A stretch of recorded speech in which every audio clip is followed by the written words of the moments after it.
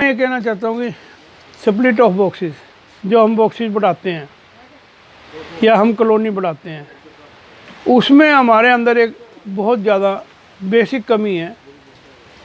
1980-85 में जब ये हमारे को एपिस मेलिफेरा यहाँ डिस्ट्रीब्यूट की गई थी, तो उस समय एक क्वारंटीन में रखकर और पूरी प्रॉपर वे से इन मक्खियों को देखकर ही हमें ये मक्खी इंडिया में इंट्रोड्यूस की गई थी। परंतु 1985 से आज तक इंडिया में कोई भी ऐसी संस्था नहीं है जो आपको क्वीन मतलब एडवांस मतलब कोई टेक्नोलॉजी से कोई आपको क्वीन बना के दे रहे हैं, या क्वीन को आपको क्वीन जो सीमिनेशन हो रही है वो आर्टिफिशियल वे से हो रही है। इस प्रकार की कोई इंडिया में आज तक कोई संस्था मेरे विचार में मैंने ना सुना है और ना है। और जब जब हमने यहाँ मतलब मक्खी अनऑथराइज वे से लाने की कोशिश करी है, इन मक्खियों को हमने ये कोशिश करा भाई चलो हम अपनी ये मक्खी, हमें वर्ड में ये कहते हैं कि ये मक्खी बहुत अच्छी है, तो हम उसे लाए भी हैं, तो वो अनऑथराइज वे से लाए हैं। उसका ना तो हमने क्वारंटीन किया, ना उसको कोई यहाँ सिलेक्शन करी, वो इसके लिए कायम है नहीं है, उसकी वजह से लगा लो या मतलब हमारे अनसाइंटिफिक वे की वजह से लगा लो। दोनों ही कारण हो सकते हैं कि यहाँ जो एपिस मेलिफेरा मक्खी जो हमारी पाली जाती है उसमें लगातार बीमारियाँ बढ़ती चली जाती हैं।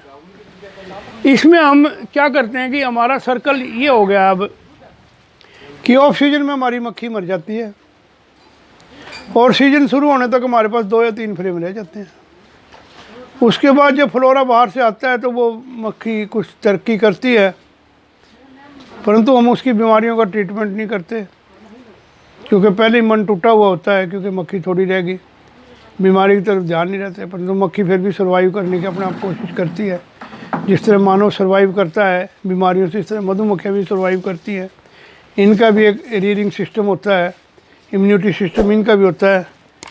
तो इम्यूनिटी सिस्टम की वजह से ये काफ़ी कोशिश करती है अपने आप को बचाने की, परंतु फिर भी बीमारियों से ये खुद लड़ने में इतनी सक्षम नहीं है।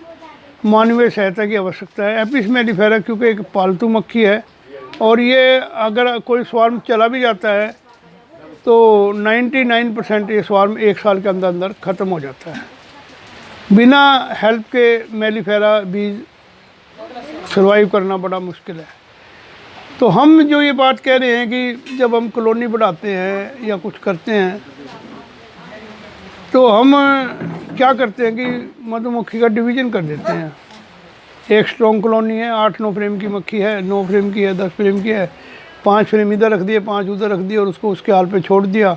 उसमें क्वीनें बनी, वो अच्छी बनी, माड़ी बनी, क्योंकि क्वीन एमरजेंसी बनती है, सुपर सीजन क्वीन नहीं बनती। क्वीन बनाने के 3 तरीके हैं, सुपर सीजन है और ये आपका एमरजेंसी है, और एक स्वार्मिंग इंस्टिंक्ट पे जब इसका सीजन होता है तब है जिसमें ये स्वार्म करती है।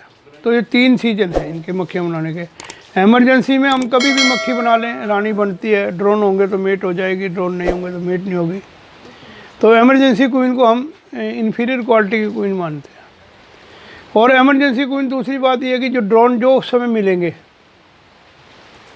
क्योंकि ड्रोन की भी यहाँ हमारे इंडिया में कोई सिलेक्शन की ऐसी प्रॉपर्टी नहीं है कि हमें अच्छे ड्रोन सेलेक्ट करने हैं।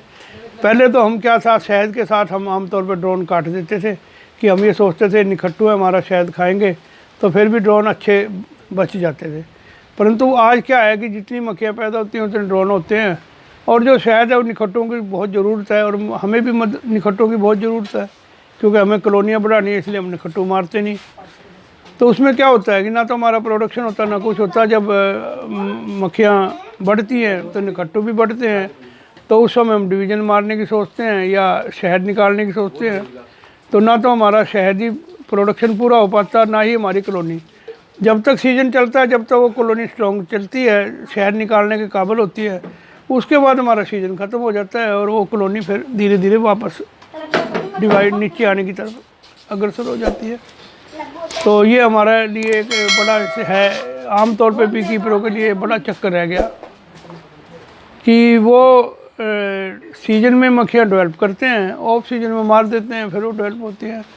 तो आम तौर पे उनका जो टारगेट है वो पूरा नहीं हो पाता। मेरा एक कहना है कि आप सिर्फ एक टारगेट लेके चलो कि आपने शहद बनाना है, या आपने मक्खी बढ़ानी है, या आपने पोलन लेना है, या आपने प्रोपोलिस लेना है। इस तरीके से अगर आप एक टारगेट बना के चलोगे तो आप उसके ऊपर काम करोगे। जब आप उसके ऊपर काम करोगे तो सबसे पहला आपका ध्येय होगा कि आपको मधुमक्खियों के डब्बे स्ट्रॉन्ग करने हैं। जब आपके डब्बे स्ट्रॉन्ग हैं तो आप अपने टारगेट में अचीव करने के लायक हो जाओगे।